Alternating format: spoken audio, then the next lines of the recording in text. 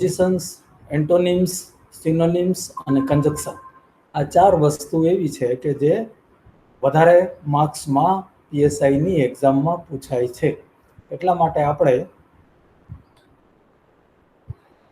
પ્રેપોઝિશન્સથી શરૂ કરશું. કયા પ્રકારે પૂછાય, કેવી રીતે એનો આન્સર આપવો, કેમ એનો સ્ટડી કરવો, એનાથી આપણે શરૂઆત કરશું. એટલે ટાઇટલમાં તમે લખો, તમારી પાસે નોટ અને પેન તૈયાર રાખજો. ટાઇટલમાં લખો પ્રેપોઝિશન્સ.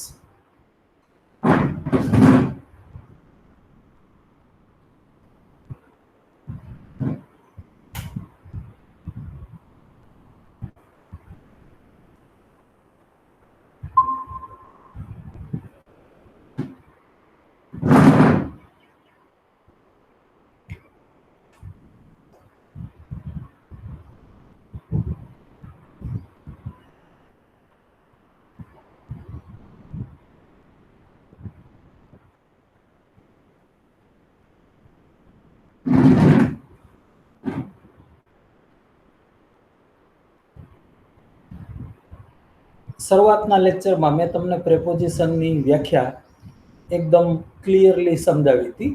વળી પાછું ફરી એક વખત આને એકદમ ડિટેલમાં સમજાવું કે પ્રેપોઝિશન ખરેખર કોને કહેવાય. કોઈ પણ નાઉન હોય, નાઉન એટલે સ્થળ કે વ્યક્તિનું કે ઘટનાનું નામ.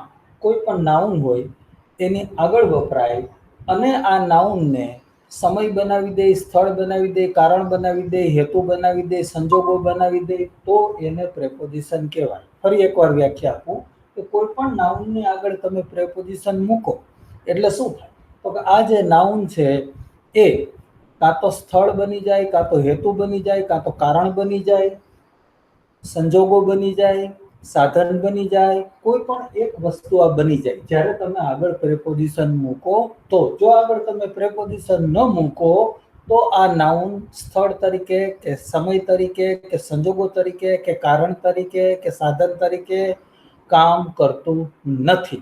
એનું એક ફેમસ એક્ઝામ્પલ મેં તમને ગઈ વખતે આપેલું કે જો આપણે એમ લખીએ,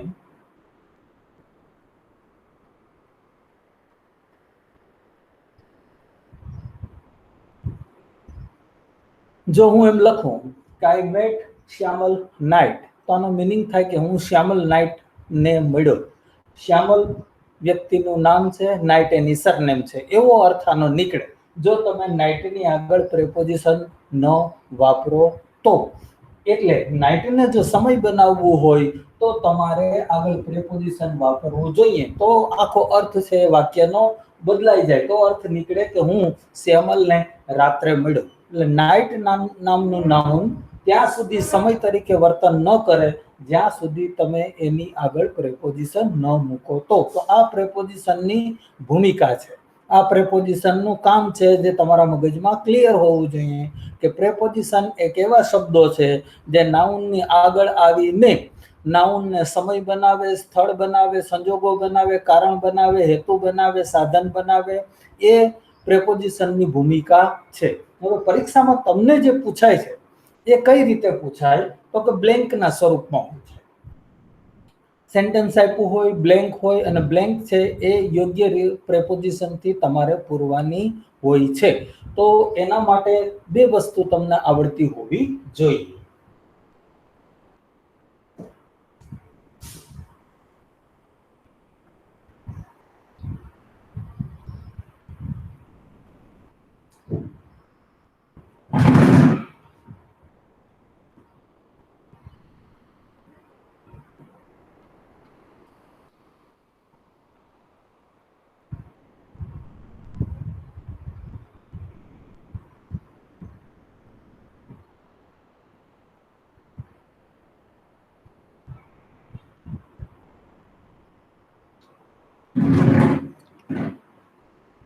દાખલા તરીકે એક્ઝામમાં તમને આ બ્લેન્ક પૂછાય.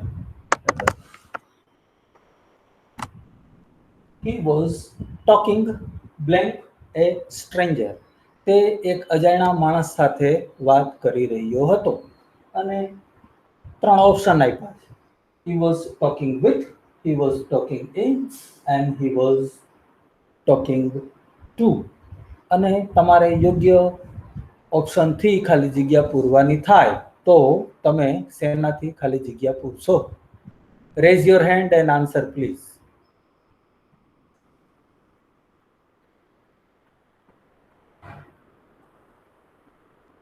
હાથ ઊંચો કરો અને જવાબ આપો.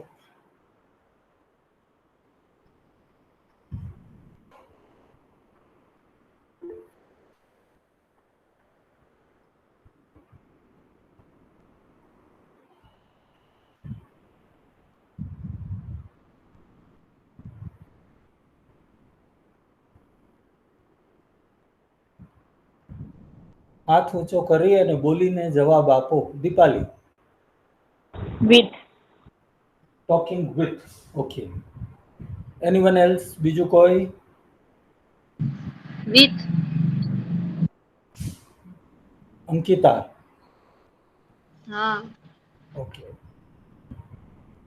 Anyone else? બીજું કોઈ?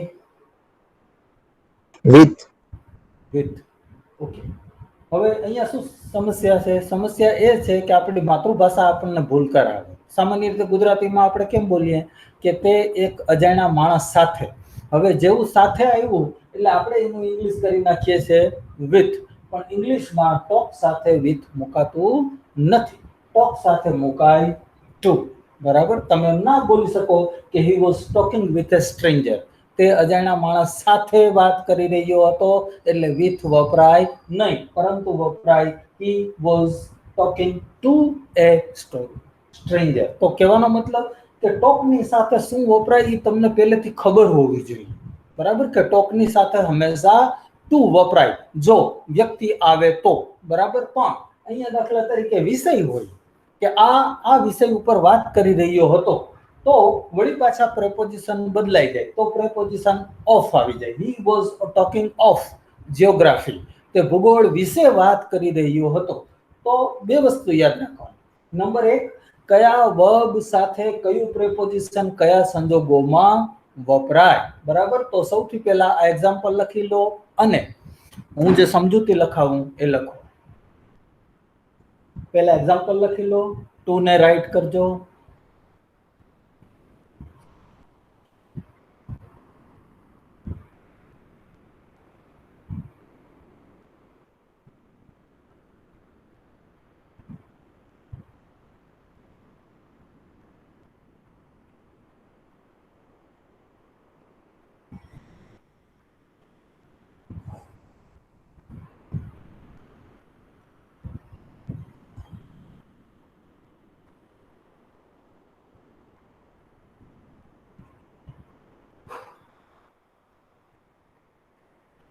સમજૂતી લખો. અંગ્રેજીમાં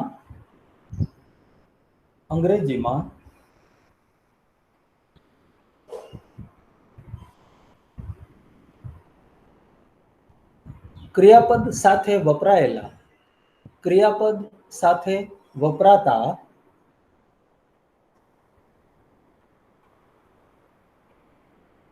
પ્રેપોઝિશન્સ. અંગ્રેજીમાં ક્રિયાપદ સાથે વપરાતા પ્રેપોઝિશન્સ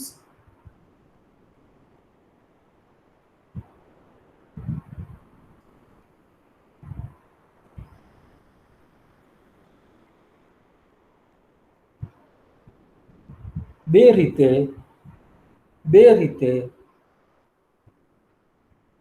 વાક્યને અર્થ આપે છે.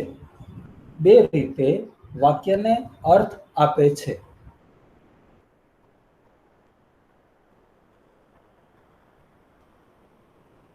નંબર 1,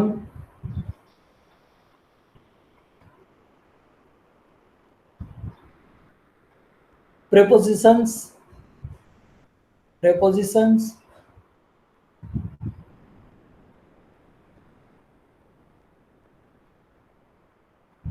તેની પાછળ રહેલા નાઉનને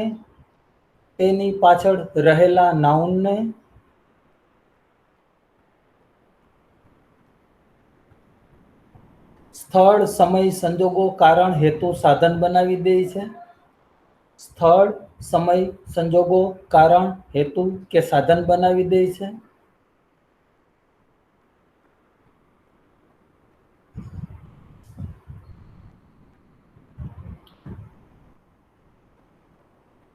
નંબર બે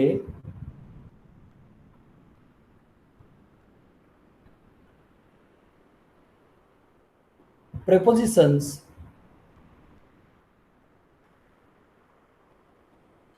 ફ્રેઝલ વર્બના સ્વરૂપમાં વપરાય છે.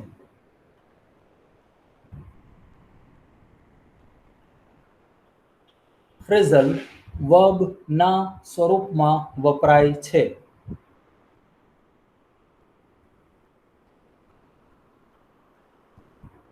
અને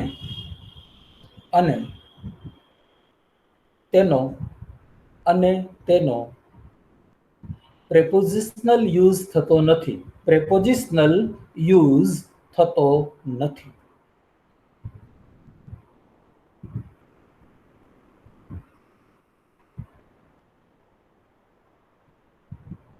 દાખલા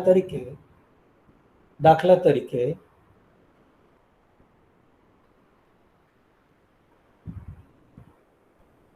he gave in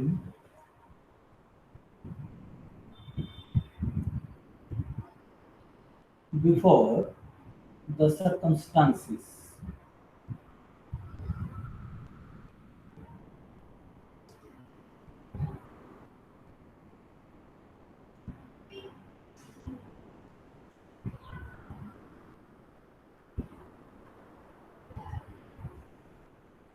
He gave in before the circumstances.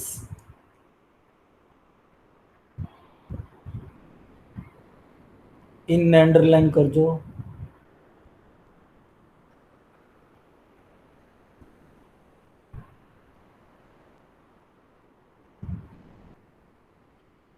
હવે આ વસ્તુ જરાક અઘરી છે એટલે આને બરાબર સમજવાની કોશિશ કરજો.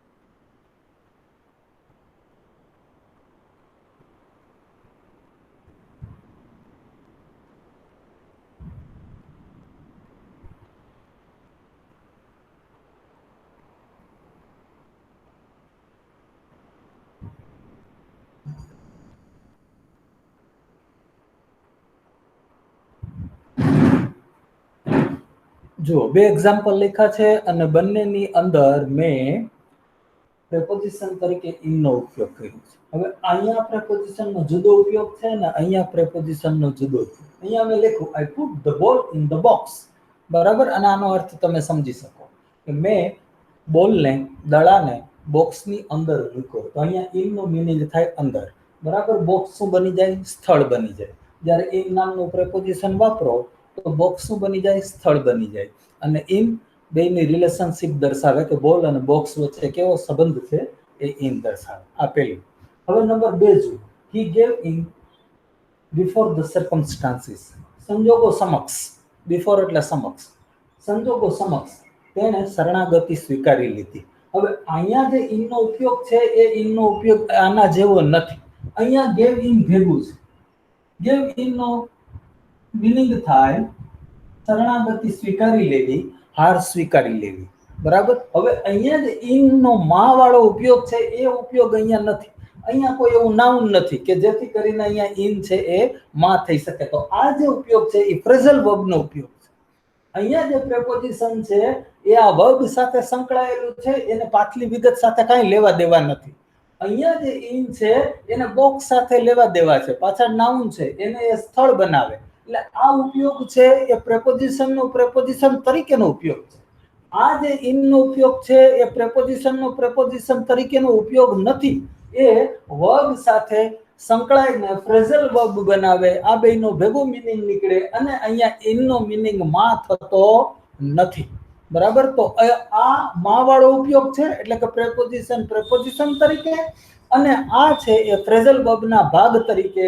અહીંયા તમે એનો માં તરીકે ઉપયોગ કરી શકો નહીં, કારણ કે ગીવ ઇન નો મિનિંગ થાય શરણાગતિ સ્વીકારી લેવી. એમાં ઇન એટલે માં થતું નથી, એ સ્થળવાચક પ્રેપોઝિશન તરીકે કામ કરતું નથી. એટલે પરીક્ષામાં તમને મેં જૂના પેપર જે જોયા, તો પરીક્ષામાં તમને આ બે પ્રકારના ઉપયોગ પૂછાણા. તો તમને બધા ફ્રેઝલ વર્બ આવડતા હોવો જોઈએ, કે ગીવ ઇન એટલે શરણાગતિ સ્વીકારી લેવી. હવે બીજું લખું કે ગીવ અપ,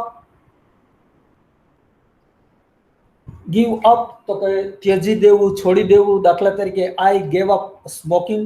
તો ફ્રેઝલ વર્બ જેટલા છે એમાં શું વિશેષતા હોય કે એનો ટોટલ મિનિંગ છે એને આના આગલા શબ્દના મિનિંગ સાથે કઈ લેવા દેવા હોતી નથી. દાખલા તરીકે આઈ ગેવ અપ સ્મોકિંગ, બરાબર, મેં સ્મોકિંગ છોડી દીધું.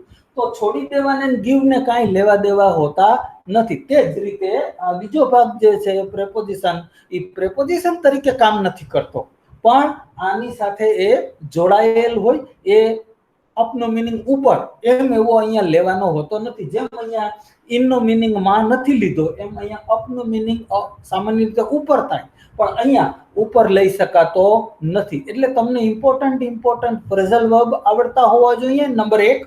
અને બીજું કે જે મેં એક્ઝામ્પલ હમણાં તમને થોડીક વાર પહેલા લખાયું કે ટોક, તો તમને એ ખબર હોવી જોઈએ કે ટોક અને વ્યક્તિ હોય તો ટુ આવે. તો કયા વર્બની પાછળ કયું પ્રેપોઝિશન આવે એ તમને ખબર હોવી જોઈએ. અને ફ્રેઝલ વર્બ જે પૂછાય એમાં ફ્રેઝલ વર્બના મિનિંગ કેવા હોય એ તમને ખબર હોવી જોઈએ. અહીંયા તમને એક્ઝામમાં દાખલા તરીકે પૂછાય I gave smoking, I gave blank અને સ્મોકિંગ. તો તમને જો ગીવ અપ આવડતું હોય, ગીવ અપ નો આઈડિયા તમને હોય, તો તમને ખ્યાલ આવી જાય કે અહીંયા આ સ્મોકિંગ છોડવાની વાત થાય છે અને અહીંયા પ્રેપોઝિશન તરીકે અપ આવે. પણ આ અપ પ્રેપોઝિશન તરીકેનો ઉપયોગ નથી, એ ફ્રેઝલ વર્બનો એટલે કે આની સાથે જોડાયેલો ભાગ છે. એ તમને ક્લિયર આઈડિયા હોવો જોઈએ. એટલે પ્રેપોઝિશન તમને બે રીતે આવડતા હોવા જોઈએ. પ્રેપોઝિશન તરીકે, અને પ્રેપોઝિશન છે એ ફ્રેઝલ વર્બના ભાગ તરીકે. એ બે આવડતા હોય તો તમને કોઈ પણ પ્રકારની ખાલી જગ્યા પૂછાય તો એ તમને આવડી જાય. એટલે સૌથી પહેલા આપણે ઇમ્પોર્ટન્ટ ફ્રેઝલ વર્બ જેટલા છે એ હું તમને કરાવું છું, અને પછી પ્રેપોઝિશન તરીકેનો ઉપયોગ એટલે કે કયા ક્રિયાપદ સાથે કયું પ્રેપોઝિશન વાપરવું જોઈએ એ નંબર 2. તો શરૂઆત આપણે કરશું ફ્રેઝલ વર્બ થી. ટાઇટલ આપો phrasal verb, preposition in phrasal verb. Title આ રીતે લખજો.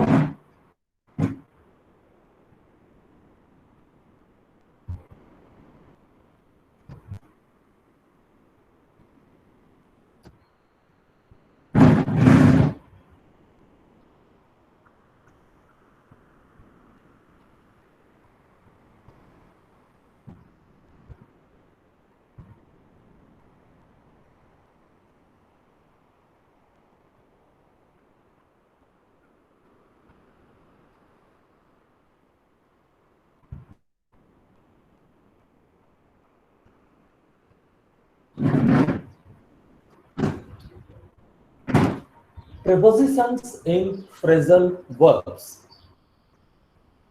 ગઈ એક્ઝામમાં જે એક્ઝામ્પલ પૂછાયું હતું એનાથી આપણે શરૂઆત કરીએ છીએ.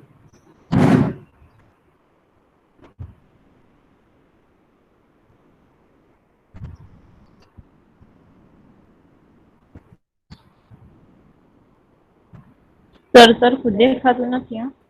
સર ક્લિયર નથી દેખાતું.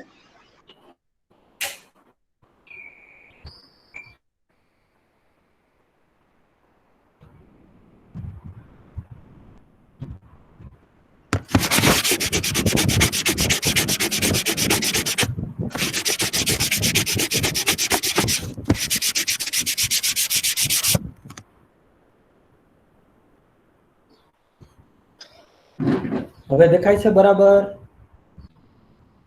ના સર.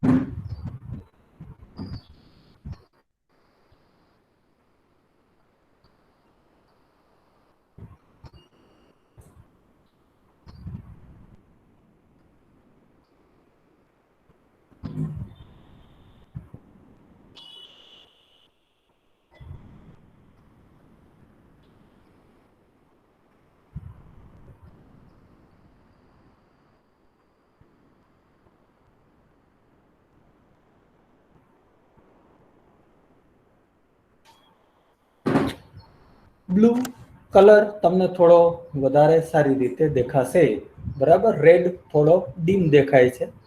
તમે વાંચી શકો છો સેન્ટેન્સ? બરાબર વાંચી શકો છો? Yes sir. Okay.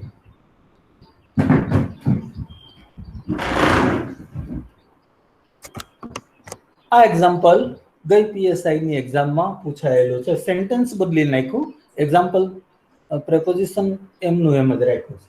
I wanted darkness, મારે અંધારું જોઈતું હતું.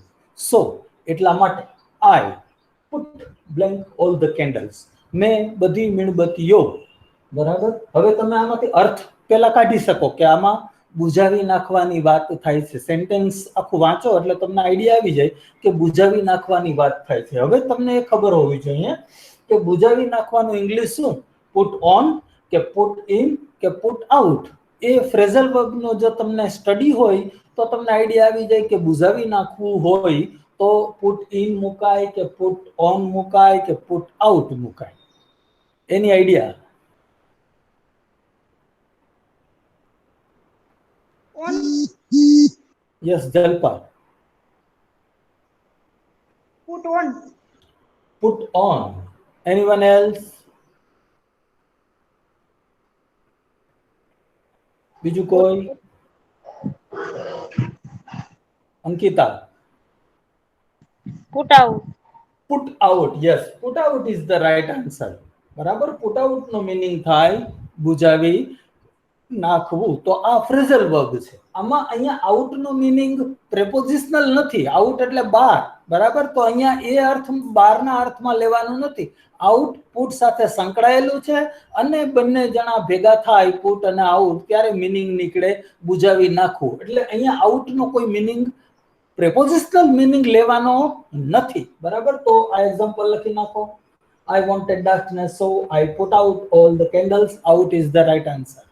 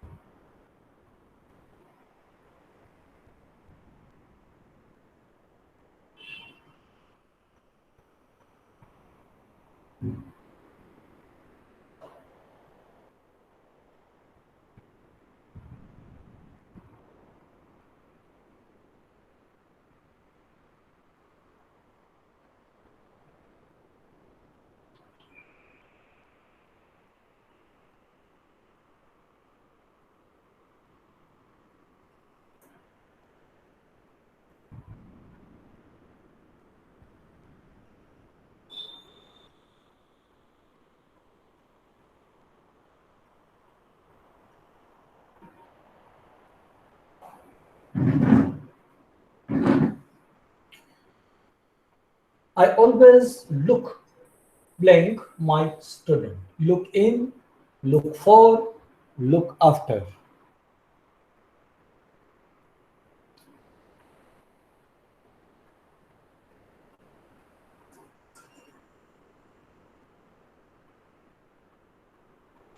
After.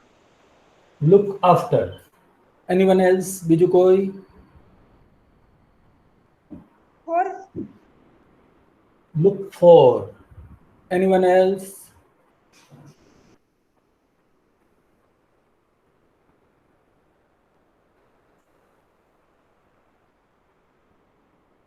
The right answer is look after. Look after means to take care. બરાબર. સંભાળ લેવી, ધ્યાન રાખવું. I always look after my students. Look in માં સંશોધન કરવું. Look for ની શોધ કરવી.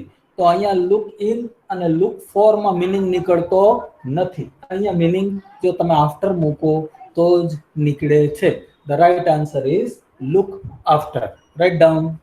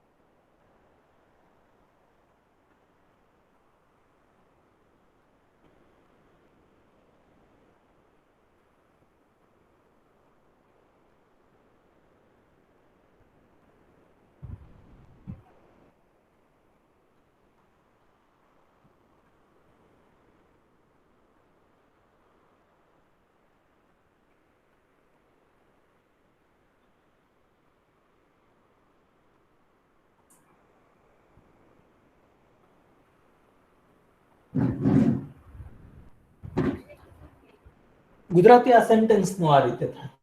અમે ફિઝિકલ ટેસ્ટની પરીક્ષાઓ જાહેર થાય એની ઉત્સુકતાથી રાહ જોઈ રહ્યા છીએ. તો લુક ફોરવર્ડ ની સાથે શું મૂકીએ તો મીનિંગ નીકળે ઉત્સુકતાથી રાહ જોવી. That is the question. Look forward to મૂકીએ તો ઉત્સુકતાથી રાહ જોવી થાય. લુક ફોરવર્ડ ઇન મૂકીએ તો એવો અર્થ નીકળે કે લુક ફોરવર્ડ ફોર મૂકીએ તો એવો અર્થ નીકળે. એ તમને આઈડિયા હોય, મતલબ કે ફ્રેઝલ વર્બનો આઈડિયા હોય તો તમારા માટે આ બ્લેન્ક ઈઝી પડે છે. એની આઈડિયા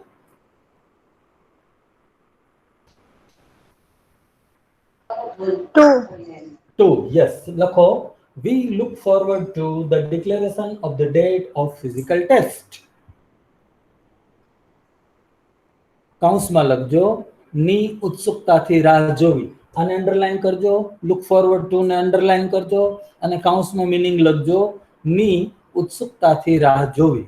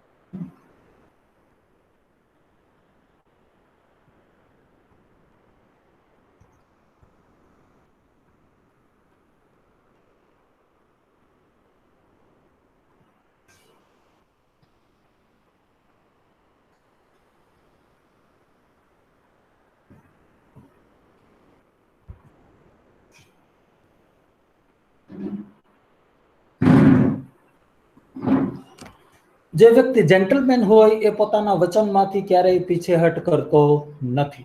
બરાબર. પીછેહટ કરવી એ ફ્રેઝલ વર્બ નું ઇંગ્લિશ આમાં વપરાણું છે. બરાબર. પ્રોમિસ ઉપરથી તમને ખ્યાલ આવી જવો જોઈએ કે અહીંયા પીછેહટ વાળી વાત છે. હવે સવાલ એ આવે કે પીછેહટનું ઇંગ્લિશ શું થવું જોઈએ? બેક ઇન, બેક આઉટ કે બેક ટુ? જો એ તમને આઈડિયા હોય તો તમારા માટે આ ખાલી જગ્યા એકદમ ઈઝી પડે. Anyone? Out, back out. Out. Yes. Back out. લખો. બેક આઉટ ને અંડરલાઈન કરજો અને કૌંસમાં લખજો વચન કે પ્રતિજ્ઞામાંથી પાછું હટવું. બેક આઉટ ને અંડરલાઈન કરજો અને કૌંસમાં લખજો વચન કે પ્રતિજ્ઞામાંથી પાછું હટવું.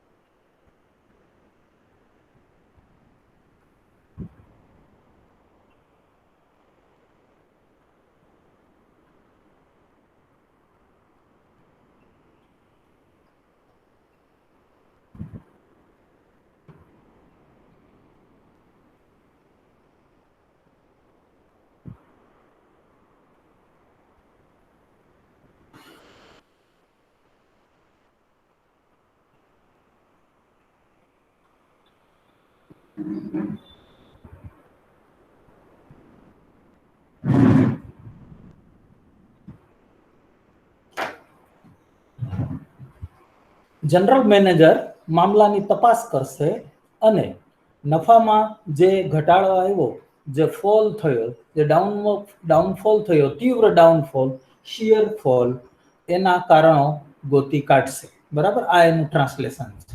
હવે મામલાની તપાસ કરવી, તો તપાસ કરવાનું ઇંગ્લિશ તમને આવડતું હોવું જોઈએ.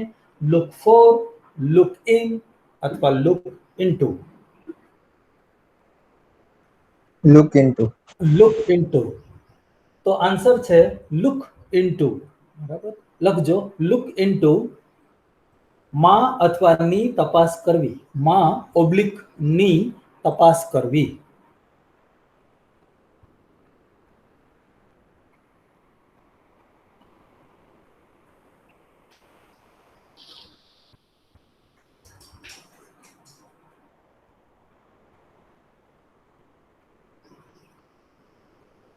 માં ઓબ્લિક ની તપાસ કરવી.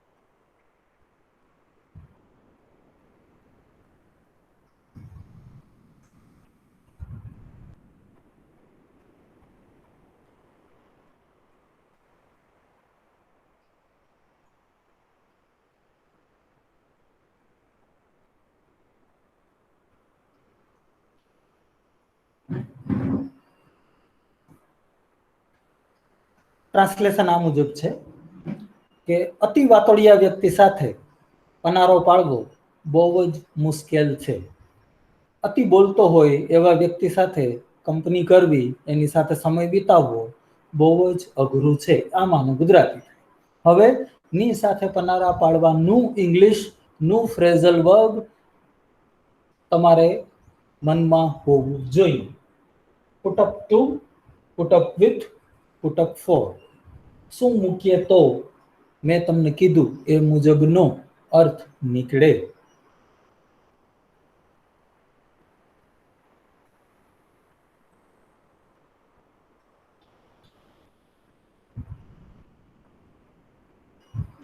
With. With. The right answer is with. It is difficult to put up with a talkative person. કૌંસમાં લખજો ની સાથે સમય ગાળવો, ની સાથે પનારો પાડવો. કૌંસમાં લખજો ની સાથે સમય ગાળવો અથવા ની સાથે પનારો પાડવો.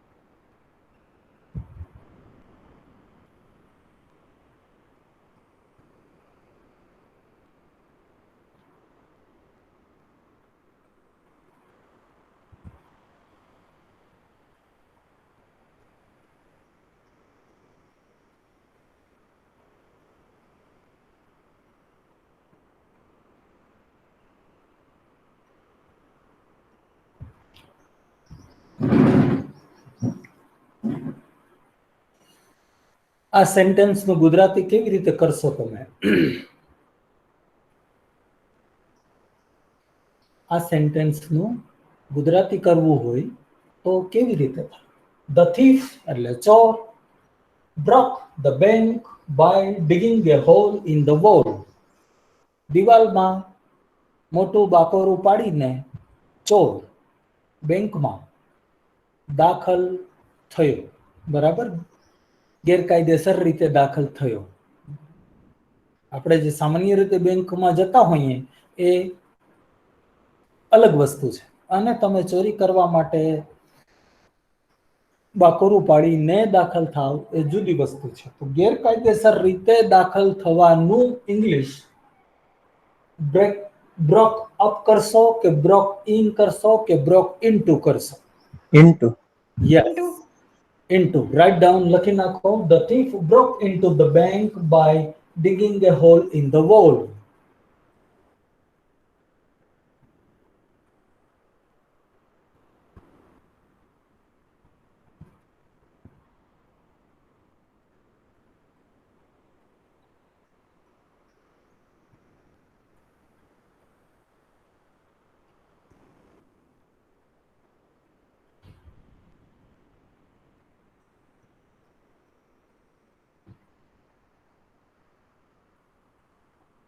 ગુજરાતીમાં લખજો.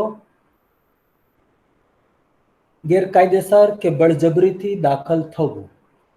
ગેરકાયદેસર કે બળજબરીથી દાખલ થવું.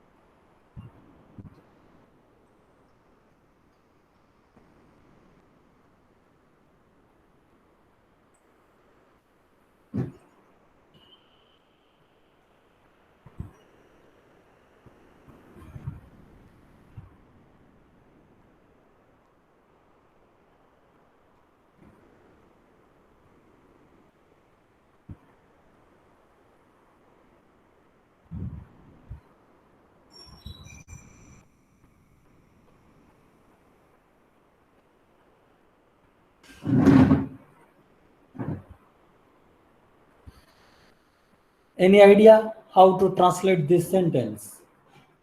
આ વાક્યને આપણે કેવી રીતે ટ્રાન્સલેટ કરશું? શું કહેવા માંગે છે આ સેન્ટેન્સ?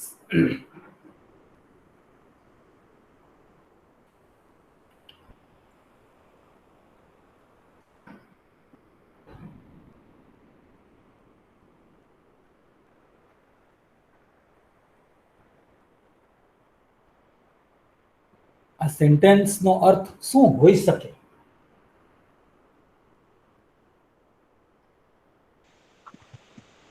કંપનીના લોસ અને પ્રોફિટ માટેની જવાબદારી મેનેજરની રહેશે. યસ, તો જવાબદાર હોવું એનું ઇંગ્લિશ, એનું ફ્રેઝલ વર્બ તમને આવડતું હોવું જોઈએ. અને આન્સર છે બી એકાઉન્ટ ફોર, ને માટે જવાબદાર હોવું. તો બી એકાઉન્ટ ઇન નહીં મૂકવાનું, બી એકાઉન્ટ ઇનટુ નહીં મૂકવાનું, પણ the right answer is B account for, ને માટે જવાબદાર હોવું. લખી નાખો, કૌંસમાં લખો, ને માટે જવાબદાર હોવું. ને માટે જવાબદાર હોવું.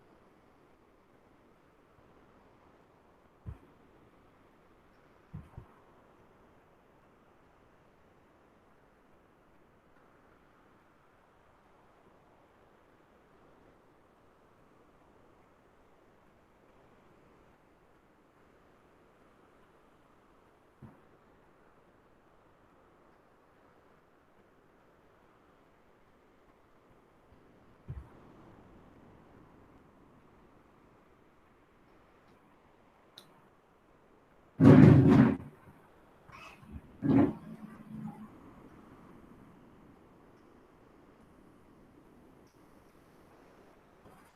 up. જો આપણે બેદરકાર રહેશું તો માસ્ક પહેરવામાં, અવારનવાર હેન્ડવોશ કરવામાં, સોશિયલ ડિસ્ટન્સ જાળવવામાં બેદરકાર રહેશું તો કોરોનાની ત્રીજી લહેર, આ વાક્યનો અર્થ છે જે તમારે પૂરો કરવાનો છે. હવે can bring up, can bring to કે કેન બ્રિંગ અબાઉટ, બરાબર? આ ત્રણમાંથી એક શબ્દ આખા વાક્યનો અર્થ પૂર્ણ કરશે. શું હોવું જોઈએ?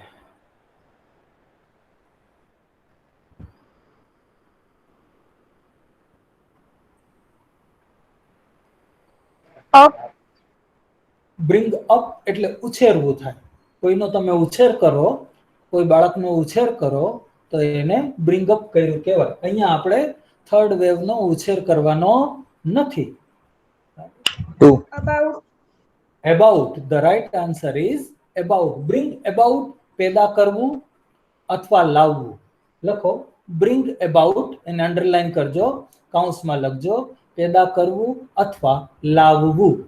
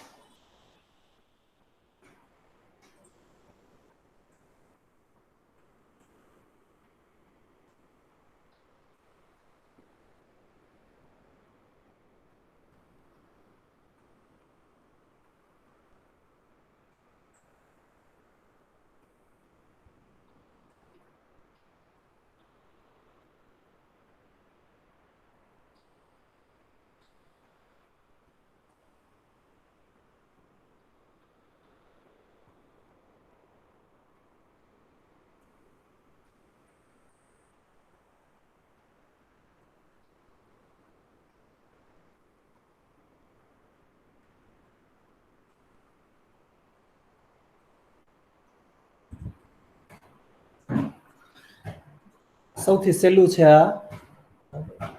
પરીક્ષાની તારીખની રાહ જોયા વગર તમારી મહેનત ચાલુ રાખજો, બરાબર? કેરી અપ, કેરી ઇન કે carry on? carry on, carry on, બરાબર? Right answer is carry on. ચાલુ રાખવું, કેરી ઓન, ચાલુ રાખવું.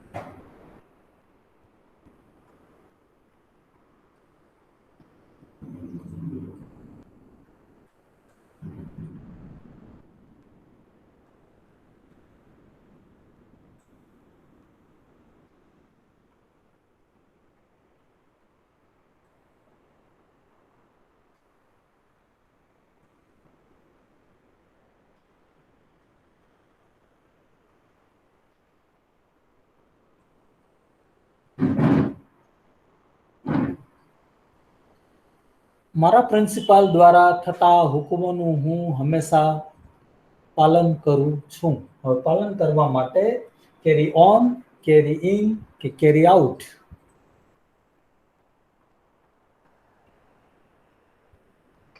In. No. Parashar. Out. Yes, carry out. લખો કેરી આઉટ. પાલન કરવું અથવા કામ પૂર્ણ કરવું. પાલન કરવું અથવા કામ પૂર્ણ કરવું.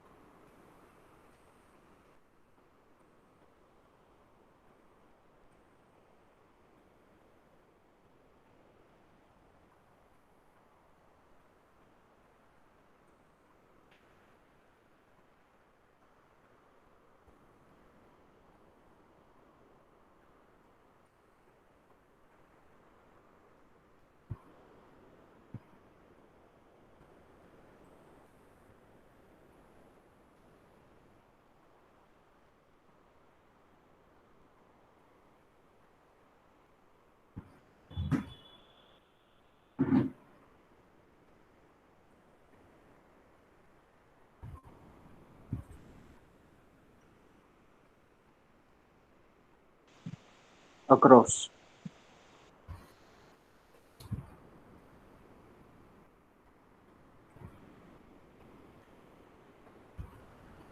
વાક્યનું ગુજરાતી સમજાવો.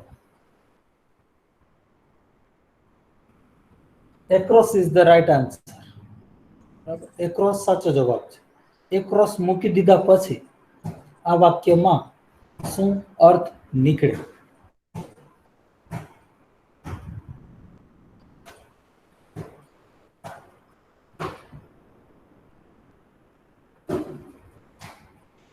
સર છેલ્લે શું લખ્યું છે? આ છે તોરા. TORAH. તોરા શું છે એની ખબર હોય એ ઊંચો હાથ કરો. What is તોરા?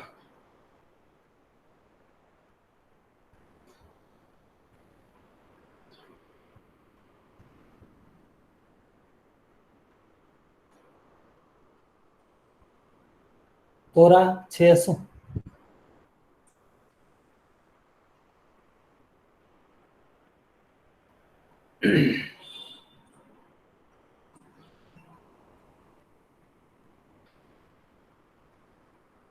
તોરા ઇઝરાયલ નો કંઈક છે, યસ, ઇઝરાયલ એના ભગવાન વિશેનું કંઈક. જે યહૂદી ધર્મ છે એનો ધર્મ ગ્રંથ છે તોરા. બરાબર. તો યહૂદી કે જે ઇઝરાયલના લોકો નો ધર્મ ગ્રંથ છે. યહૂદી જે ઇઝરાયલના લોકો છે, જે મોટે ભાગે ઇઝરાયલમાં રહે છે. દુનિયામાં બધે યહૂદીઓ છે. ભારતમાં પણ કેટલાય કુટુંબો યહૂદીના રહે છે. પણ એનો મુખ્ય દેશ ઇઝરાયલ અને એ યહૂદી લોકોનો જે ધર્મ છે, જેને જુડાઇઝમ કહેવામાં આવે,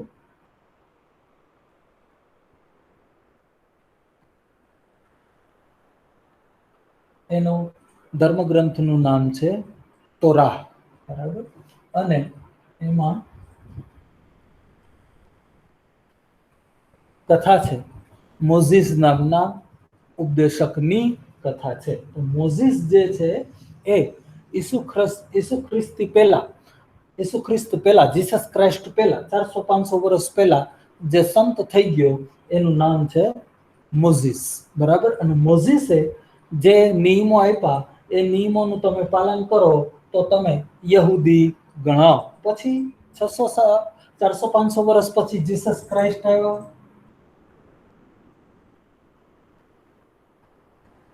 જીસસ ક્રાઇસ્ટે નવા નિયમો આપ્યા અને તમે એમ માનતા હોવ કે જીસસ ક્રાઇસ્ટ છે એ અંતિમ પ્રોફેટ છે, અંતિમ પેગમ્બર છે અને એને આપેલા નિયમો તમારે પાળવા જોઈએ. તમને મોઝીસ સામે કાંઈ વાંધો નથી, મોઝીસ ને પણ તમે સંત ગણો છો, પણ તમે છેલ્લા સંત તરીકે કોને સ્વીકારો છો? જીસસને. તો તમે ક્રાઇસ્ટના ફોલોવર છો, તો તમે ક્રિશ્ચિયન છો અને તમે માનો છો બાઇબલમાં ઈસુ ખ્રિસ્તે આપેલા સિદ્ધાંતો. જીસસ ક્રાઇસ્ટ પછી લગભગ ઘણા વર્ષો પછી, 600 વર્ષ પછી અન્ય એક પ્રોફેટ આવે છે. જો તમે એને અંતિમ પ્રોફેટ માનતા હો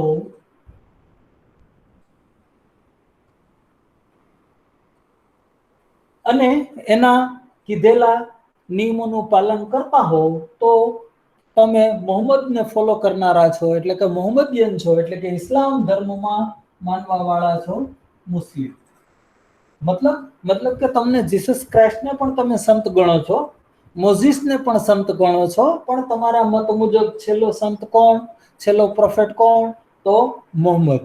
બરાબર. તો આ ત્રણેય ધર્મો છે જગતના મોટા ભાગના દેશો, 210 દેશ આશરે છે આ દુનિયામાં, એમાંથી મોટા ભાગના દેશોમાં આ ત્રણ ધર્મો લોકો પાલન કરે છે. આ ત્રણેય ધર્મોને કેવા ધર્મો કહેવાય? પ્રોફેટિક રિલિજિયન કહેવાય.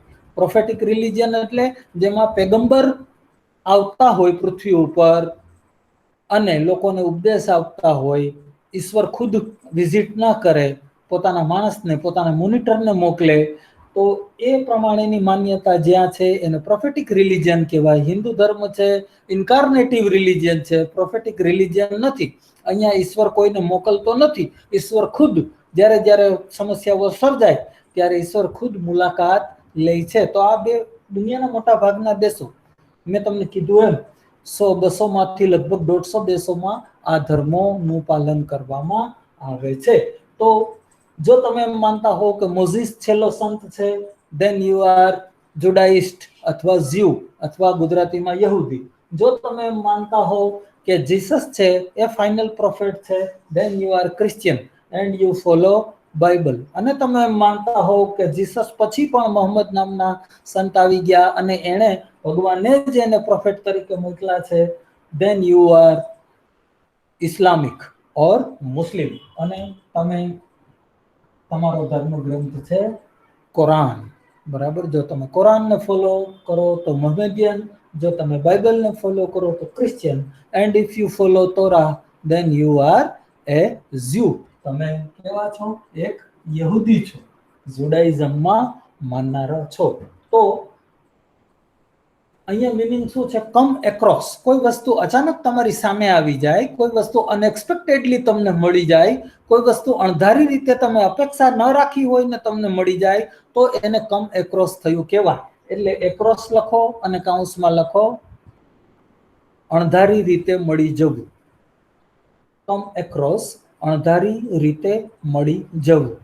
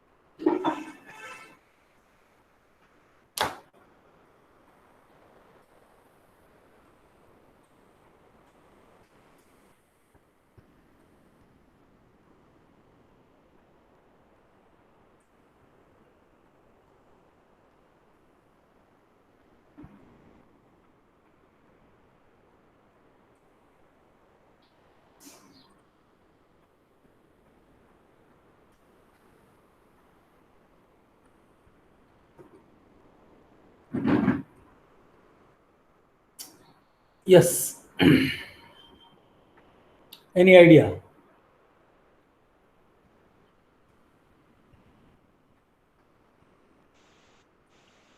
ઓફ.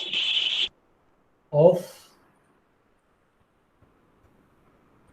કેટલાક લોકો નકલી દવાઓનો વેપાર કરે છે. વર્તમાન સમયમાં કેટલાક લોકો નકલી દવાઓનો વેપાર કરે છે. That is the translation of the sentence. A translation છે. હવે વેપાર કરવા માટે શું કરવું? કયું ફ્રેઝલ વર્બ વાપરવું? ડીલ ઓફ, ડીલ ટુ અથવા deal in?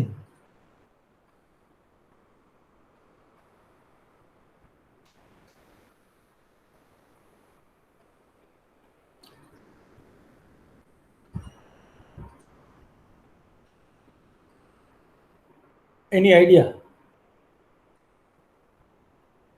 Two. Deal to.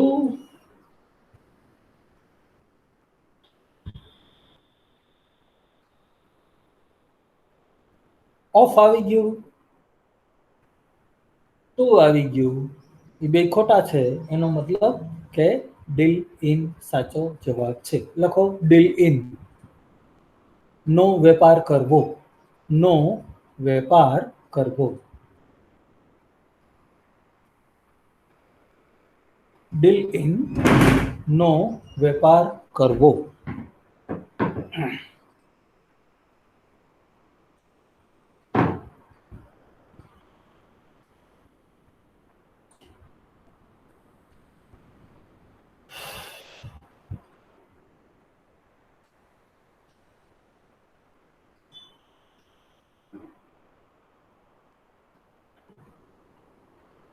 હવે ફ્રેઝલ વર્બ એક એવી વસ્તુ છે કે એ તમને તો જ યાદ રહી જો તમે ખુદે એનો ઉપયોગ કર્યો હોય. બરાબર? મતલબ કે જે કંઈ ફ્રેઝલ વર્બ આજે મેં કરાવ્યા એના સેન્ટેન્સીસ તમે ખુદે રચ્યા હોય તો એ તમારા મનની અંદર આરામથી ડીલ થઈ જાય. તો હું તમને 5 મિનિટની જ એક્સરસાઇઝ આપું છું. અત્યાર સુધી લગભગ 10 ફ્રેઝલ વર્બ કર્યા છે. એ 10 ફ્રેઝલ વર્બનું માત્ર એક સેન્ટેન્સ તમારું પોતાનું, તમારી લાઈફમાંથી આવતું હોય એવું, મતલબ કે તમારા અનુભવોમાંથી આવતું હોય એવું, તમને રિલેટેડ હોય એવું એક સેન્ટેન્સ તમે મને માત્ર લખીને બતાવો. હું તમને 5 જ મિનિટ આપું છું. 10 ફ્રેઝલ વર્બ લગભગ આપણે અત્યાર સુધી કર્યા. એ 10 ફ્રેઝલ વર્બનો ઉપયોગ કરીને એક સેન્ટેન્સ ખાલી મને દરેકનું એક સેન્ટેન્સ બનાવીને બતાવો. બરાબર? તમે વાંચજો, હું માત્ર સાંભળીશ, જેથી કરીને મને એ ખ્યાલ આવે કે તમે ફ્રેઝલ વર્બ બરાબર સમજી શક્યા છો કે નહીં. તો 5 મિનિટ્સ આપું છું.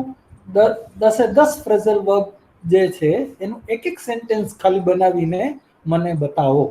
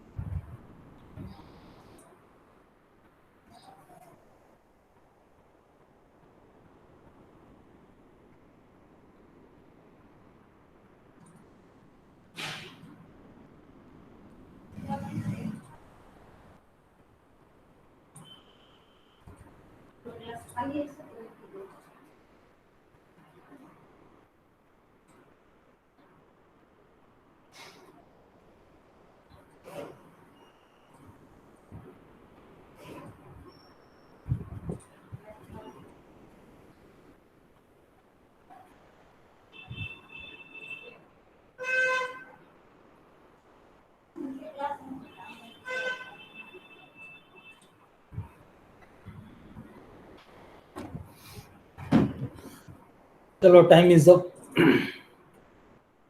જેણે સેન્ટેન્સીસ લખ્યા હોય ઊંચો હાથ કરીને એક જ સેન્ટેન્સ બોલો તમારો. 7 જણા છે, બધાનો એક એક સેન્ટેન્સ આપણે સાંભળીએ. IPS officer will look into the criminal cases. ફરી બોલો અને જરા સ્લોલી બોલો. IPS officer will look into the criminal cases. Very good. Next Param. I carry out my whole syllabus. Okay. Ankita. I put out all the lights in the room. Very good. Jalpa. Sir મારે નથી બન્યું. Okay. જગેશ્રી. નથી બેન sir. Parashar. Parashar. A judge never backs out from his judgment. એવું બનતું નથી. Grammatically વાક્ય સાચું છે, અર્થની દ્રષ્ટિએ ખોટું છે. બરાબર. જજીસ છે એ પોતાના વર્ડિક્ટ હોય, પોતાનો ફેસલો હોય, એમાંથી બેકઆઉટ થઈ શકે નવા પુરાવા તમે રજૂ કરો તો. Okay sir. Next.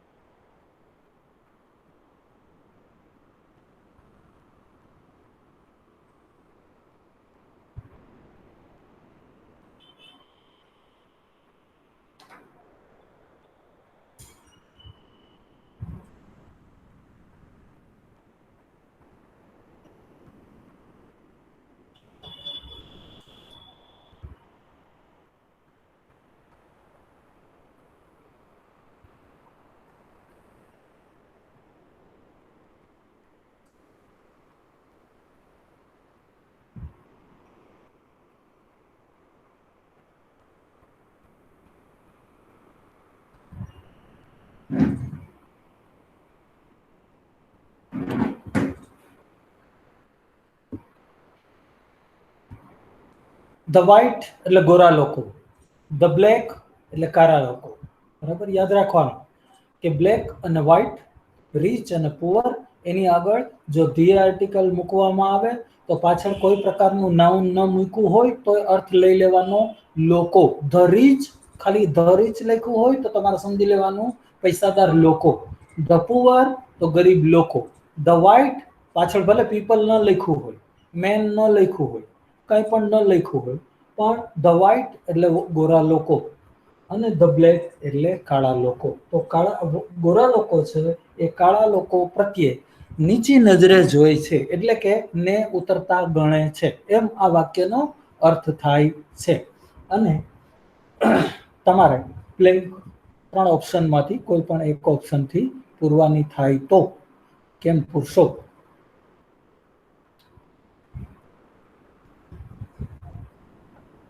Down upon. Yes. Look down upon. લખો લુક ડાઉન અપોન.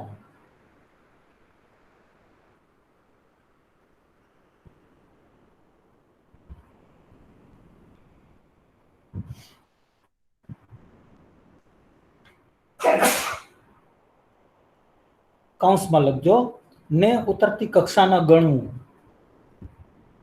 કૌંસમાં લખજો ને ઉતરતી કક્ષાના ગણવું અથવા ને નીચી નજરે જોવું.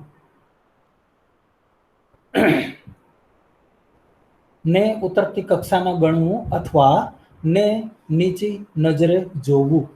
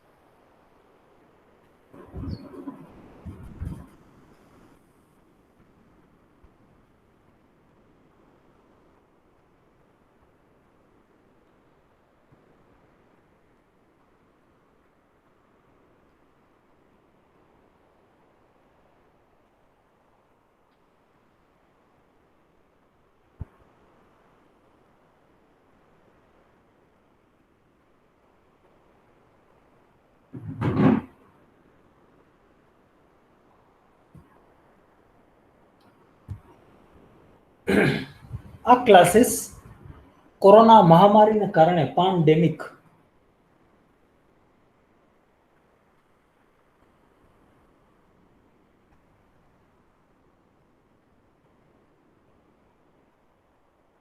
પેન્ડેમિક શબ્દ બે શબ્દથી બનેલો છે, પાન અને એપિડેમિક. એપિડેમિક મહામારી, રોગચાળો. પાન જ્યાં જ્યાં પાન લાગે ત્યાં તમારે સમજી લેવાનું સર્વવ્યાપ હોય, સર્વ સમગ્ર એવો અર્થ થાય. જેમ કે પાન અમેરિકા,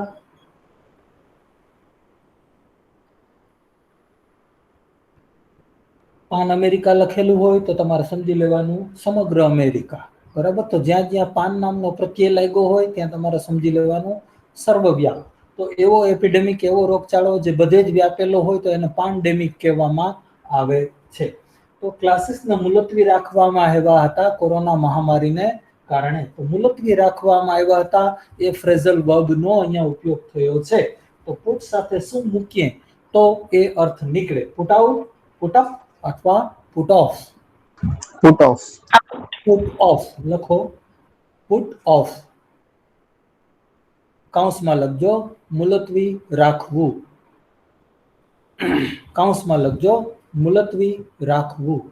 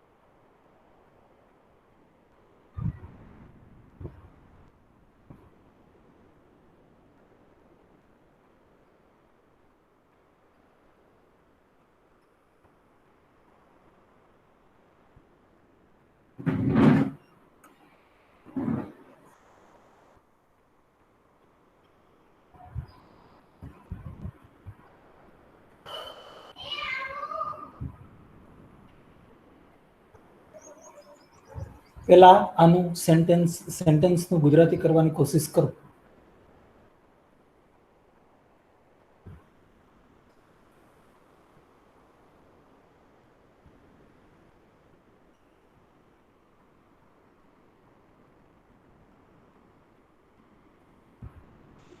હું એવા વ્યક્તિની તપાસમાં છું જે ઇંગ્લિશમાંથી ફ્રેન્ચમાં ભાષાંતર કરી શકે.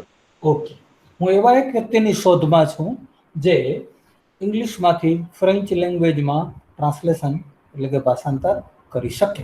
તો દી શોધમાં હોવું એના માટેનું ફ્રેઝલ વર્બ આપણે જોઈએ છીએ. તો લુકિંગ ફોર. લુક ફોર એ સાચો જવાબ છે. લુક ફોર ની શોધમાં હોવું લખો.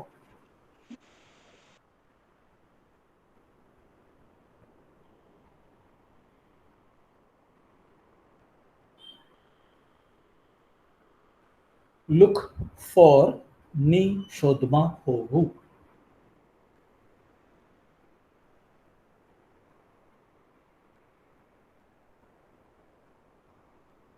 અહીંયા શબ્દ વાપરો છે ટ્રાન્સલેટ. બરાબર.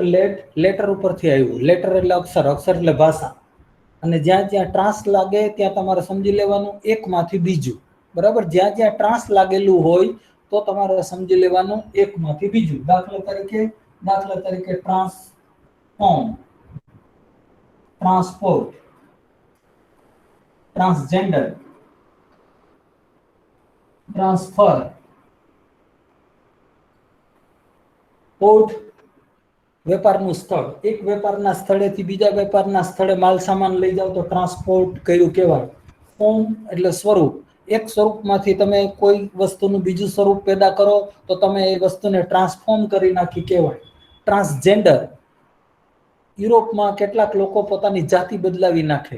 પોતાની જે જેન્ડર છે એ બદલાવી નાખે, મેલમાંથી ફિમેલ થઈ જાય, ફિમેલમાંથી મેલ થઈ જાય, તો એવા લોકો ટ્રાન્સજેન્ડર કહેવામાં આવે છે. બરાબર.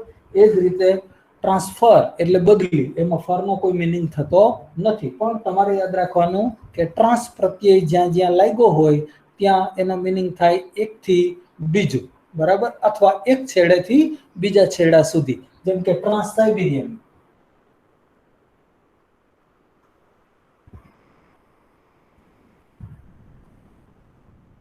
રશિયામાં સાઇબિરિયાનું રણ કે જે લગભગ ભારત જેટલો વિસ્તાર ધરાવે છે, એના એક છેડેથી બીજા છેડા તરફ જે રેલવે લાઇન ચાલે છે, જે જગતની મોટામાં મોટી રેલવે લાઇન અત્યાર સુધી હતી, એને ટ્રાન્સ સાઇબિરિયન કહેવામાં આવે છે. તો ટ્રાન્સ અને Siberian.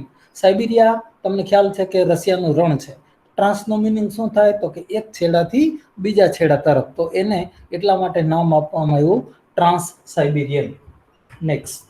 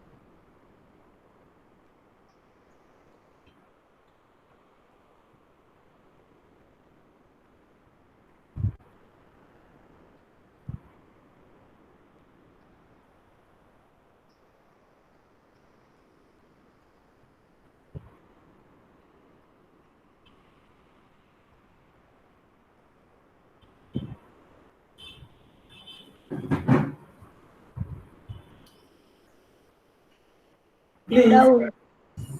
put blank important points. અગત્યના મુદ્દા ટપકાવી લેજો. અગત્યના મુદ્દા લખી લેજો.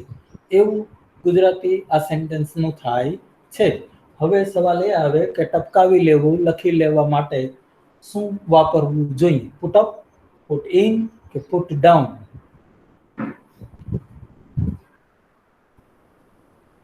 Down. Put down. The right answer is put down. એટલે કે ટપકાવી લેવું, લખી લેવું. લખી નાખો.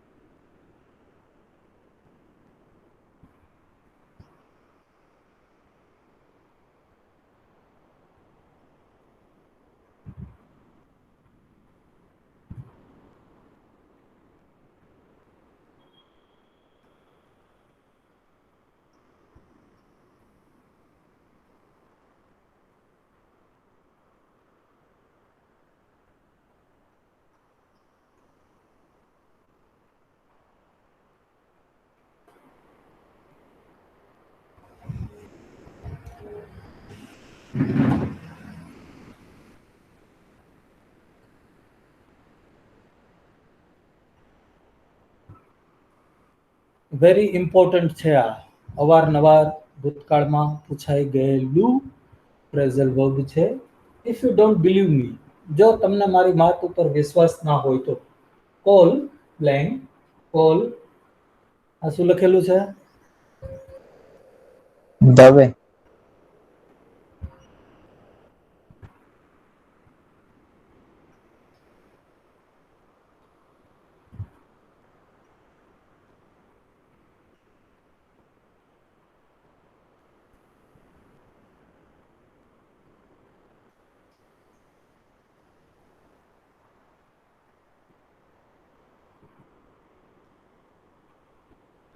અંકિતા આ વાંચો. દવે સુધીર. દવે સુધીર.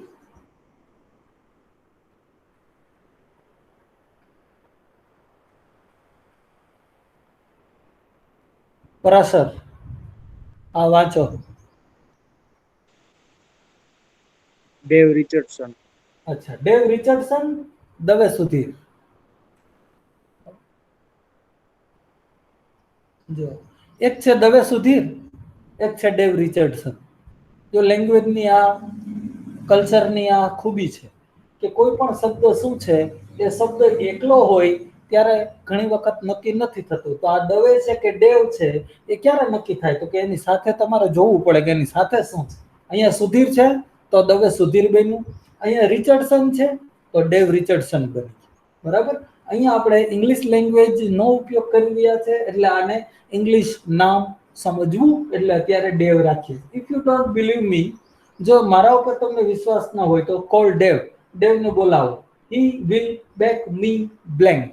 હવે અહીંયા આ સ્પેશિયલ એક્ઝામ્પલ એટલા માટે છે કે અહીંયા બેક અને એની સાથેનું જે પ્રેપોઝિશન છે એ સેપરેબલ છે.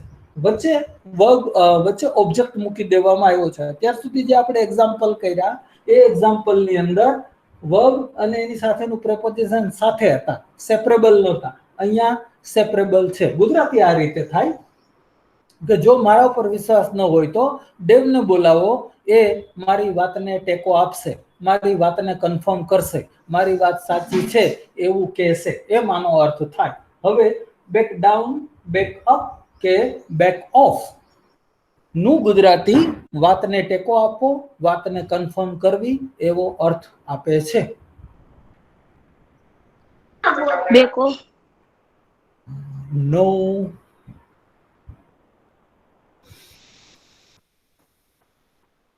Up. Deepali. Back up. No. Jalpa. Sir up જ કીધું છે. Back down. હવે તો બાકી તો એક જ રહ્યું છે. બરાબર. તો back down, back up, sorry, back up is the right answer. Back down નહીં, બેક ડાઉન તો આપણે આગળ શીખી ગયા. તો બેક અપ એટલે વાતને કન્ફર્મ કરવી, વાતને ટેકો આપવો. લખો, વાતને કન્ફર્મ કરવી, વાતને ટેકો આપવો.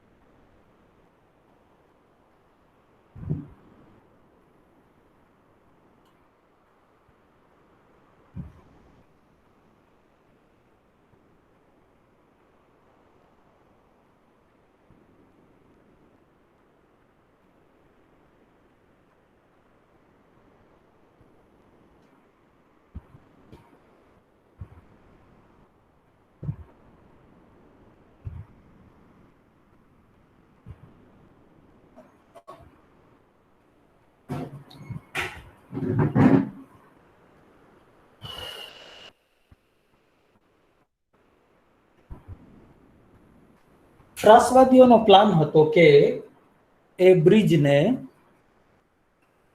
ઉડાવી દેવું, એ પુલને ઉડાવી દેવું, આવું આનું ગુજરાતી થાય. હવે એના માટે આપણે કયું phrasal verb વાપરશું?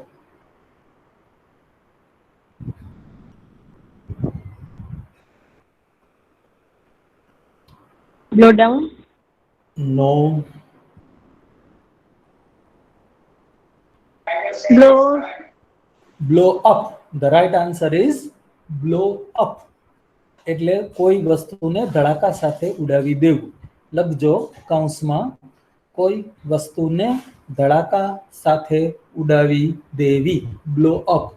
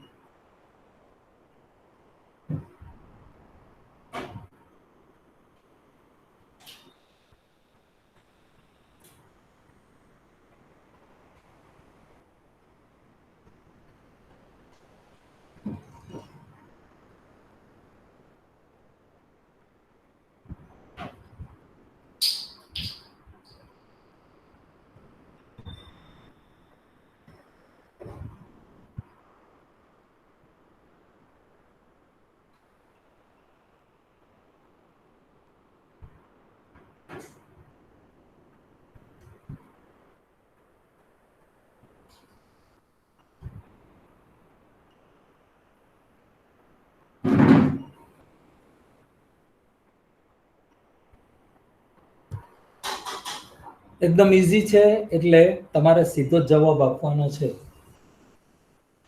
Down. Down. Breakdown કામ કરતું બંધ થઈ જવું. ખાસ કરીને મશીનને લાગુ પડે. બરાબર. બ્રેકડાઉન કામ કરતું બંધ થઈ જવું. ખાસ કરીને મશીનને લાગુ પડે.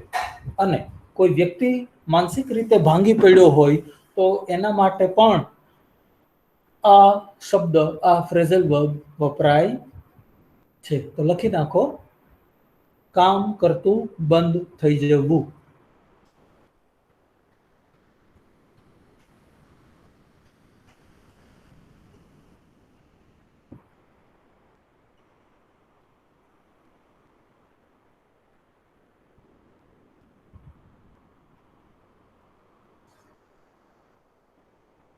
સર બે વાર જ વેર લખ્યું છે ને?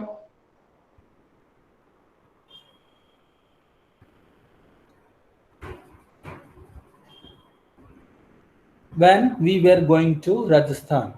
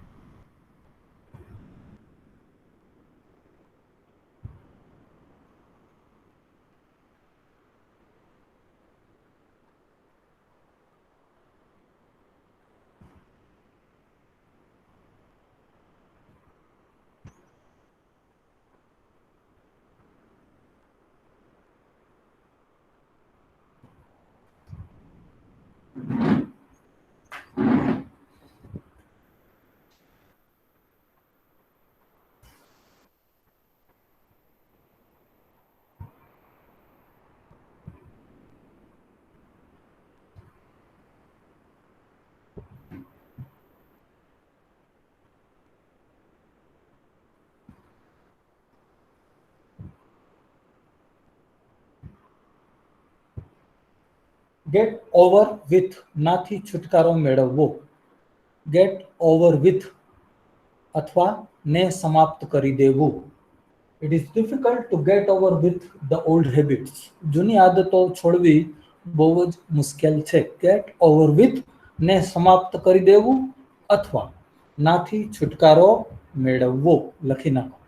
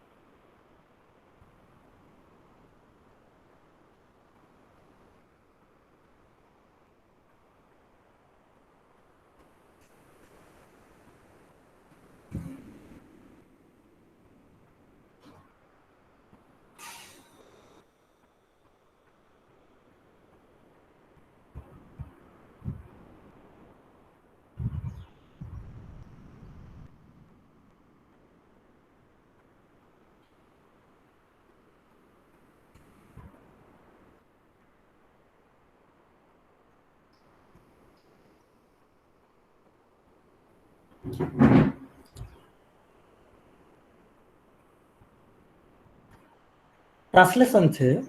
લોકડાઉનને કારણે અને લોકડાઉન દરમિયાન ઘણી બધી કંપનીઓએ પોતાના કેટલાક કર્મચારીઓને છૂટા કરી દીધા. છૂટા કરી દેવા, જે કર્મચારીઓને છૂટા કરી દેવાની જે વાત છે એનું ઇંગ્લિશ, એનું ફ્રેઝલ વર્બ આપણે શોધી કાઢવાનું છે. કર્મચારીઓને છૂટા કરવા માટેના ઘણા બધા ઇંગ્લિશ છે, પણ દરેકનો ઉપયોગ અલગ અલગ છે. જેમ કે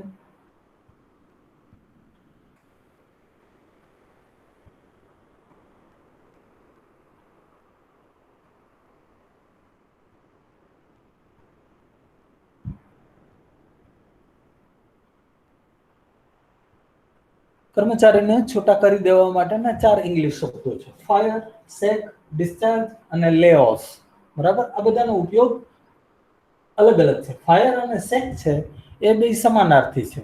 કોઈ કર્મચારી કોઈ ગંભીર ભૂલ કરે અને પનિશમેન્ટ રૂપે જ્યારે તમે એને કંપનીમાંથી છૂટો કરી દો ત્યારે તમે આ શબ્દો વાપરી શકો. ફાયર અને સેક, પનિશમેન્ટ રૂપે છૂટા કરે ત્યારે. ડિસ્ચાર્જ, જ્યારે કોઈ કંપનીનો સમયગાળો પૂરો થયો હોય, એને 2 વર્ષ માટે જ આપણે રાખ્યો હોય અને 2 વર્ષ પૂરા થઈ ગયા હોય તો આપણે એને ડિસ્ચાર્જ કરીએ છીએ. પણ કંપની જ્યારે આર્થિક રીતે નબળી પડી ગઈ હોય, સંજોગો એવા હોય કે કર્મચારીઓને સાચવી શકે એવી સ્થિતિમાં ન હોય, એવા સંજોગોમાં જે શબ્દ વાપરવામાં આવે છે એ શબ્દ છે લે ઓફ. OFF. લે ઓફ એટલે કર્મચારીઓને છૂટા કરવા, ખાસ કરીને આર્થિક કારણોસર. તો લોકડાઉનને કારણે કંપનીઓ પગાર આપી શકે એવી સ્થિતિમાં હતી નહીં પોતાના કર્મચારીઓને, અને પરિણામે છૂટા કરવામાં આવ્યા. એટલે આપણે લે ઓફનું સાદો ભૂતકાળ વાપર્યું છે, લેડ ઓફ. લખો, ગુજરાત કાઉન્સમાં લખજો, આર્થિક કારણોસર કર્મચારીને છૂટા કરવા. આર્થિક કારણોસર કર્મચારીને છૂટા કરવા.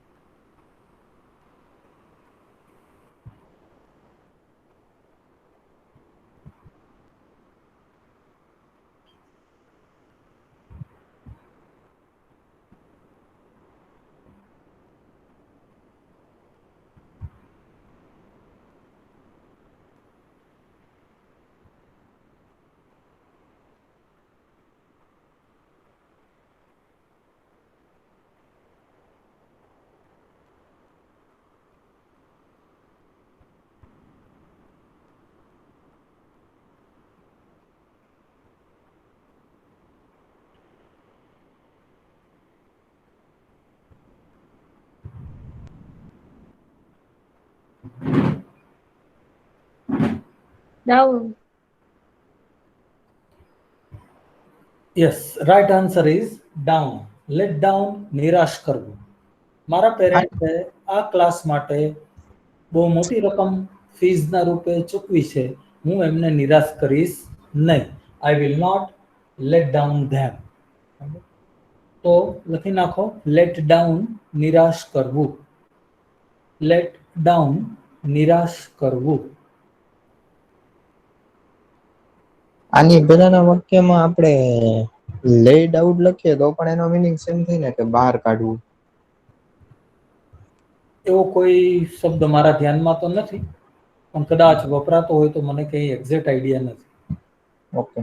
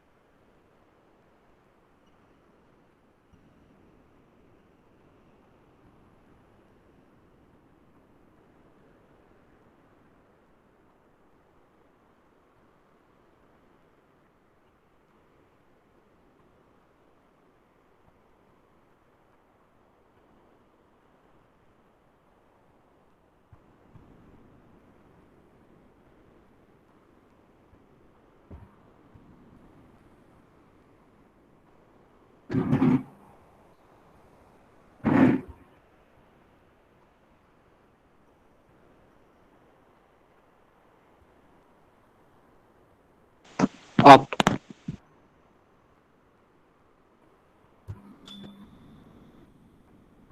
યસ, બોલો. ગુજરાતી શું થાય આનું? આ સેન્ટેન્સનું ગુજરાતી શું થાય?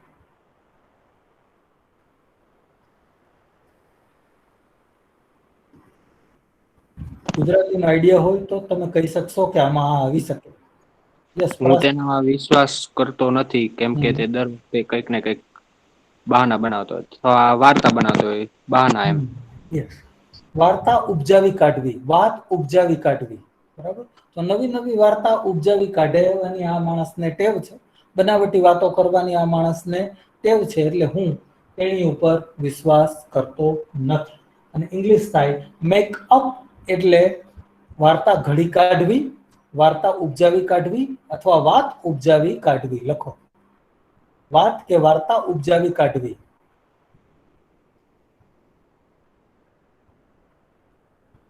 Right answer is up. Make up.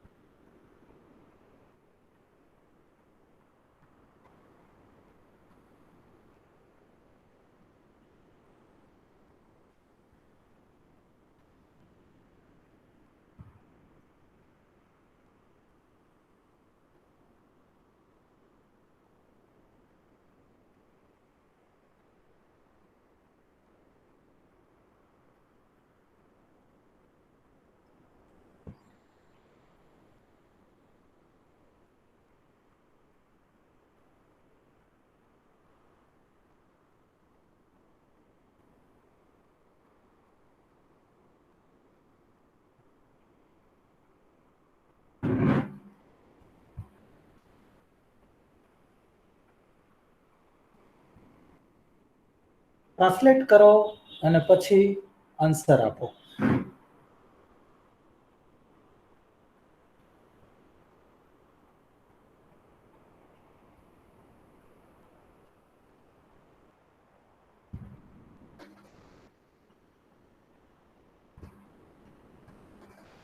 Mister સોલંકીએ પ્રપોઝલને આગળ ધપાવી, પરંતુ પ્રેસિડેન્ટે તેને નકારી. મિસ્ટર સોલંકીએ પોતાની દરખાસ્ત મૂકી, પરંતુ સભાના પ્રમુખે આ દરખાસ્તને નકારી કાઢી. નકારી કાઢવાનું ઇંગ્લિશ થાય ટર્ન ડાઉન. Turn down. કૌંસમાં લખજો, વાત કે દરખાસ્તને નકારી કાઢવી. વાત કે દરખાસ્તને નકારી કાઢવી.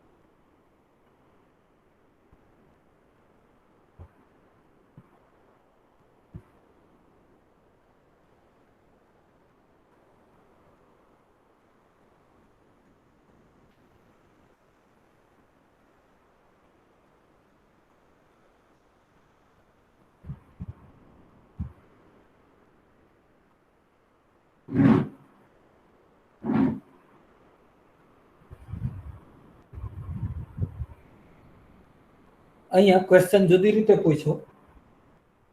વર્બ આપી, પ્રેપોઝિશન આપી દીધું, વર્બ તમારે મૂકવાનું. ગુજરાતી આ રીતે છે કે દીવ જવાનો પ્લાન હતો, પરંતુ વાવાઝોડાને કારણે આ પ્લાન અમલમાં આવ્યો નહીં, શક્ય બન્યો નહીં. એ અર્થ લેવાનો છે કે દીવ જવાનો પ્લાન હતો, પરંતુ તોકતે વાવાઝોડાને કારણે આ પ્લાન અમલમાં આવી શક્યો નહીં, આ ઘટના ઘટી નહીં. તો અમલમાં ન આવવું, ન ઘટવું, એના માટે આપણે શું વાપરીએ છીએ? ફોલ થ્રુ, બ્રેક થ્રુ કે put through? That is the question. Break through. Break through લખો. We wanted to go to Diu, but our plan, અહીંયા ભૂતકાળમાં છે એટલે આપણે આનું ભૂતકાળ મૂકશું. broke through because of the cyclone. Because of the cyclone. We wanted to go to Diu, but our plan broke through. Sorry, fell through. Break નહીં પણ fell. Our plan fell through because of the cyclone. Fall through અમલમાં ન આવવું. Fall through અમલમાં ન આવવું, ન બનવું. અમલમાં ન આવવું અથવા ન બનવું.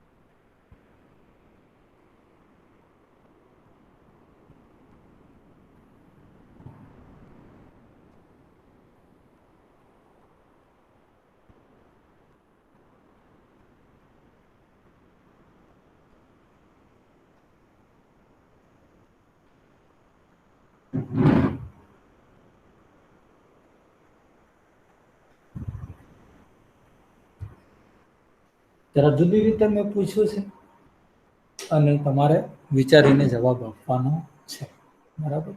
ઇડિયમ છે, ફ્રેઝલ નથી, ફ્રેઝલ વર્બ નથી, પરંતુ ઇડિયમ છે અને જરા જુદી રીતે પૂછ્યું. પણ બ્લેન્ક છે એ તો પ્રેપોઝિશન થી જ પૂરવાની છે. તમારે જ વિચારવાનું છે કે હુક અને ક્રુક સાથે, હુક ઓર ક્રુક ની સાથે શું મૂકવું જોઈએ, વિથ, બાય કે ઇન. બાય હુક ઓર ક્રુક કોઈ પણ રીતે, અથવા વિથ હુક ઓર ક્રુક કોઈ પણ રીતે, ઇન હુક ઓર ક્રુક કોઈ પણ રીતે. આ ત્રણમાંથી સાચું કયું, બરાબર? That you have to answer.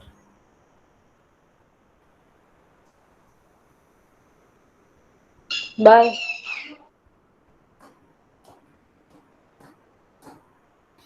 Anyone else? બીજું કો? Jalpa? By.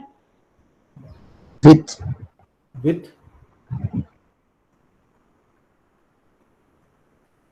The right answer is by. She wanted to crack this exam by hook or crook. By hook or crook. કોઈ પણ રીતે તે આ એક્ઝામ પાસ કરવા માંગતી હતી, બરાબર. તો બાય હુક ઓર ક્રુક એક પ્રકારનું ઇડિયમ છે, એક પ્રકારનો મુહાવરો છે, જેનો અર્થ થાય કાયદેસર રીતે અથવા ગેરકાયદેસર રીતે. With fair means or with unfair means. With fair means or with unfair means. યોગ્ય રીતે કે અયોગ્ય રીતે, કાયદેસર રીતે કે ગેરકાયદેસર રીતે, એટલે કે કોઈ પણ ભોગે તે આ પરીક્ષા પાસ કરવા માંગતી હતી. અને ઇંગ્લિશ થાય બાય હુક ઓર ક્રુક. તો બાય હુક ઓર ક્રુક એ જે ફ્રેઝ છે, શબ્દ સમૂહ છે, શેનો છે? એ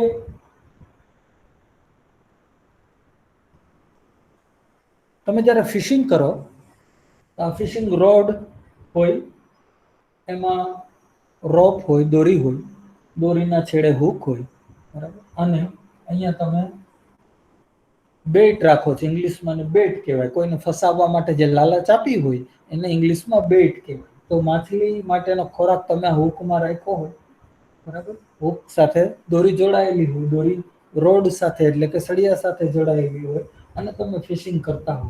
હુક જ્યારે પાણીમાં નાખો ત્યારે માછલી આ હુકને બેટને ખાવાની કોશિશ કરે છે અને હુકમાં ફસાઈ જાય છે અને પછી એને ખેંચી લેવામાં આવે છે. તો આ હુક છે, આ ક્રુક છે. હવે તમે ફિશિંગ કરતા હો અને તમે બેટ રાખ્યું, હુકને પાણીમાં નાખી, માછલી આવે અને બેટ ખાઈ જાય અને ફસાય નહીં, બરાબર. અને તમે જ્યારે દોરી ખેંચો ત્યારે તમને ખ્યાલ આવે કે ચારો ખવાઈ ગયો છે, પણ કોઈ જાતનું માછલી ફસાણી નથી. તમે સેકન્ડ ટ્રાય કરો, થર્ડ ટ્રાય કરો, ફોર્થ ટ્રાય કરો, દરેક વખતે માછલી છે એ આ બેટ ખાઈ જાય અને ફસાય નહીં. એટલે શું બને છે કે આપણો જે અહમ છે એને બહુ ઠેસ પહોંચે, બરાબર. એક તો આપણે અહમ વાળા કે આપણે મનુષ્ય, બરાબર, ઉત્ક્રાંતિની ટોચ ઉપર બેઠેલા અને એને નાનકડી 1.5 ઇંચની 2 ઇંચની માછલી આવીને આ પ્રકારે ચીટિંગ કરે એ આપણાથી સહન થાય નહીં. એટલે આપણને એકદમ ગુસ્સો આવે. ગુસ્સો આવે એટલે આપણે શું કરીએ છીએ? હુકને મૂકો પડતી અને ક્રુકનો ઉપયોગ કરીને છીછરા પાણીમાં જઈ અને જ્યાં માછલી દેખાય ત્યાં આ ક્રુકથી, આ સળિયાથી માછલીને મારવાની કોશિશ કરીએ છીએ, બરાબર. જે ગેરકાયદેસર છે, મતલબ અનફેર છે. ગેરકાયદેસર ના કહેવાય પણ અયોગ્ય મેથડ છે.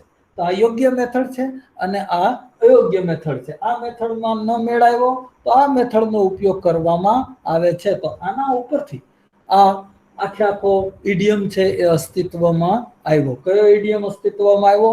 બાય હુક ઓર ક્રુક. એટલે હુક થી નહીં તો ક્રુક થી, ફેર થી નહીં તો અનફેર થી, યોગ્ય રીતે નહીં તો અયોગ્ય રીતથી. તો આજના માટે એટલું જ. કઈ પણ ક્વેશ્ચન હોય તો પૂછો. Anything you want to ask? આવા ટોટલ કેટલા પ્રિપોઝિશન કઈ નક્કી ખરા? પ્રેપોઝિશન નું તો એવડું બધું લિસ્ટ છે હમ. કે આપણે બધા ન કરી શકીએ, બરાબર. લગભગ 5 થી 10,000 પ્રેપોઝિશન હોય છે, પણ જે ફ્રિકવન્ટલી યુઝમાં આવતા હોય, અવારનવાર ઉપયોગમાં આવતા હોય અને અવારનવાર પૂછાતા હોય જુદા જુદા પ્રકારની એક્ઝામમાં, એવા 50 ઉપર આપણે કન્સન્ટ્રેટ કરી શકીએ. પણ આપણે જે કર્યા એ જ પૂછાય અથવા એ જ પૂછાશે એવું માની લેવું નહીં. શું કામ? કારણ કે આનું એક બહુ લાંબુ લિસ્ટ છે અને મેં તમને કીધું એમ કે 5,000 કે 10,000 ફ્રેઝને આપણે લેવા જઈએ તો આપણને બહુ મોટો ટાઈમ લાગે. એટલે અગત્યના જેટલા છે એની આપણે કોશિશ કરીએ, જે અવારનવાર ઉપયોગમાં આવતા હોય, લેંગ્વેજમાં બોલાતા હોય અને એક્ઝામની અંદર પૂછાતા હોય છે. ઓકે. પણ એ તો આપણે પ્રેક્ટિસ કરીએ એટલે આપણે ઓટોમેટિકલી ખબર પડવા માંડે ને પછી કે આમાં આ જ વાક્ય ફિટ થાય છે. યસ, જેમ જેમ તમારું રીડિંગ વધે, જેમ જેમ તમારું રીડિંગ વધે એમ તમને ઇડિયમ્સ અને ફ્રેઝિસ છે એ આવડે, બરાબર. યાદ રાખજો કે ઇડિયમ્સ અને ફ્રેઝિસ જે છે, ફ્રેઝલ વર્બ છે, ઇડિયમ્સ છે, પ્રોવર્બ્સ છે, એ વસ્તુ એવી છે કે એ માત્ર ઉપયોગથી આવડે. એટલે તમારું રીડિંગ વધે તો આ તમને ઈઝી પડે. હું અહીંયા લખાવી દઉં અને તમે ગોખી નાખો, એ કદાચ બહુ લાંબો ટાઈમ ના પણ ચાલે, બરાબર. એ તમને પરીક્ષા સમયે ભૂલાઈ પણ જાય. પણ જો તમે ઉપયોગ કરેલો હોય, તમે વાંચેલું હોય તો ભૂલાવાની કોઈ શક્યતા નથી. તો તમને એકદમ ઇઝીલી યાદ રહે. અને જે નહીં થઈ શકે આ ક્લાસમાં સમયની મર્યાદાને કારણે, જે ફ્રેઝલ વર્બ તમને હું નહીં શીખવાડી શકું, એનું એક લિસ્ટ હું તમને ઈમેલ થ્રુ, વોટ્સએપ થ્રુ, ગમે તે થ્રુ પહોંચાડી દઈશ. એટલે બાકીના સમયમાં જ્યારે જ્યારે તમે ફ્રી હો ત્યારે તમારે એને વાંચવાનું. જે નથી થઈ શકા એવા ફ્રેઝલ વર્બ, એવા ઇડિયમ્સ હું તમને ડાયરેક્ટલી પહોંચાડી દઈશ. ચાલો, એનીથિંગ એલ્સ? બીજું કાંઈ?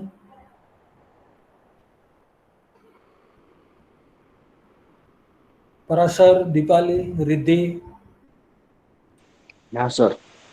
ઓકે, તો આવતીકાલે ફરી આ સમયે મળીએ છીએ. ત્યાં સુધી enjoy the day, stay safe, કોરોનાથી દૂર રહેવાની કોશિશ કરજો.